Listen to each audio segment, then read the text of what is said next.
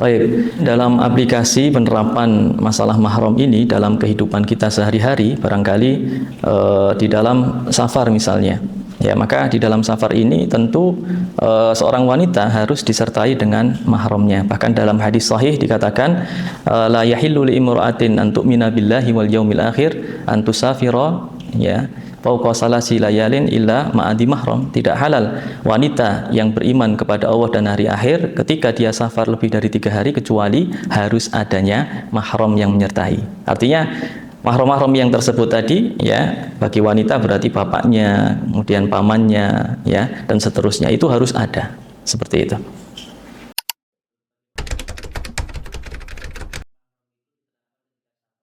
Baik, kemudian yang kedua di antara penerapan mahram ini dalam kehidupan kita sehari-hari ya yaitu tentang khalwah ya berdua-duaan ya dengan seorang wanita ataupun dengan laki-laki. Maka ini tidak dibolehkan kecuali kalau adanya mahram.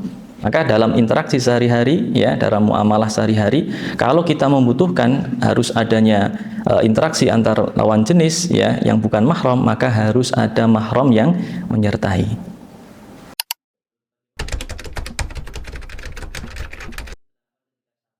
Baik, berikutnya yang ketiga, contohnya di dalam masalah aurat ataupun hijab.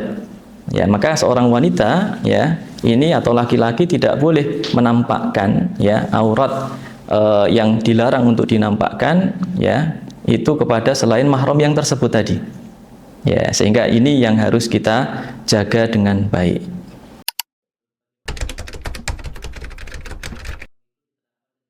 Berikutnya yaitu tentang masalah tasofah ataupun berjabat tangan ya maka kalau kita ingin berjabat tangan dengan selain wanita-wanita ataupun selain laki-laki yang itu menjadi mahram kita yang disebut dengan wanita ataupun laki-laki asing itu tidak dibolehkan di dalam syariat kita ya bahkan di dalam hadis juga ada larangan ya bahwasanya itu merupakan hal-hal yang diharamkan.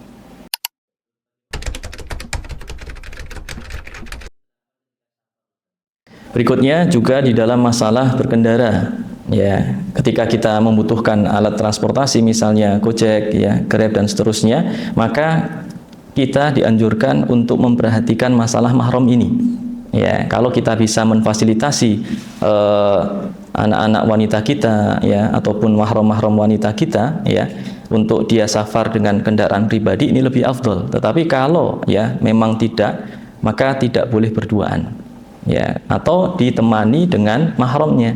Ini yang menjadi adab ketika seorang muslim atau muslimah bersafar ya.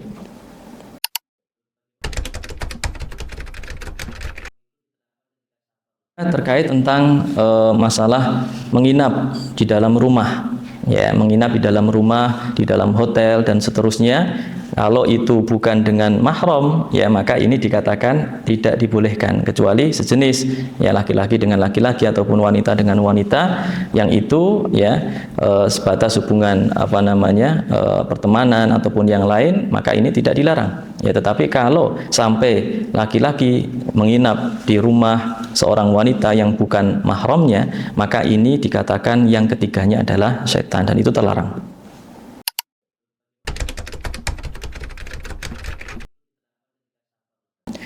Berikutnya ketika kita berkunjung ya maka hubungan mahram ini juga harus kita perhatikan misalnya kita berkunjung kepada saudara atau saudari ipar kita maka kita harus memperhatikan ketika di situ hanya ada ipar saja maka jangan kita langsung masuk ya tetapi menunggu orang ketiga karena itu bukan mahram kita walaupun barangkali ipar tetap menjadi keluarga kita tetapi bukan menjadi mahram kita.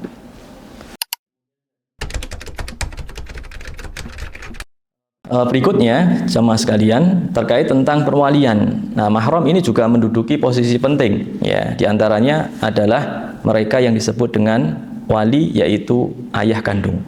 Nah, maka ayah kandung selaku menjadi mahram ya bagi si wanita ini menjadi wali dalam pernikahannya juga. Jadi dalam hadis yang sahih juga dikatakan la nikaha illa biwaliyin.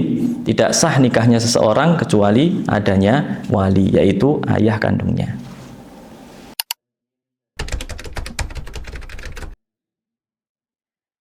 Berikutnya juga tentang masalah warisan, ini juga berlaku ya, hubungan nasab ataupun karena adanya nasab maka hubungan perwalian itu juga berlaku. Selain itu juga masalah waris ya, dalam An-Nisa ayat 11 dan 12 juga difirmankan oleh Allah ya, diantaranya tentang masalah orang yang meninggal ya, kemudian kalau punya anak dan yang tidak punya anak itu jatahnya berapa, itu semuanya sudah dijelaskan.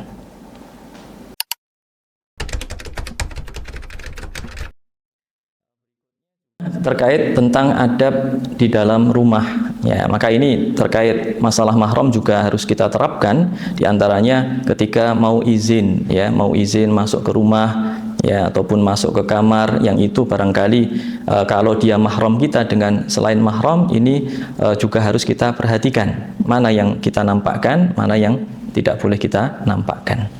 Baik, barakallahu fikum. Demikian singkat penjelasan terkait masalah mahram yang menjadi mahram ataupun diharamkan untuk kita nikahi selamanya, namun kita boleh untuk bersentuhan. Artinya selain dari 3 jalur ini semuanya dikatakan sebagai orang asing. Ya, sehingga kita perhatikan ya, kalau itu orang asing bukan mahram, maka kita harus jaga aurat kita. Kemudian kita jaga kehormatan kita supaya kita semuanya bisa menerapkan hukum-hukum Allah dengan benar. Jazakumullahu khairan, semoga bermanfaat. Assalamualaikum warahmatullahi wabarakatuh.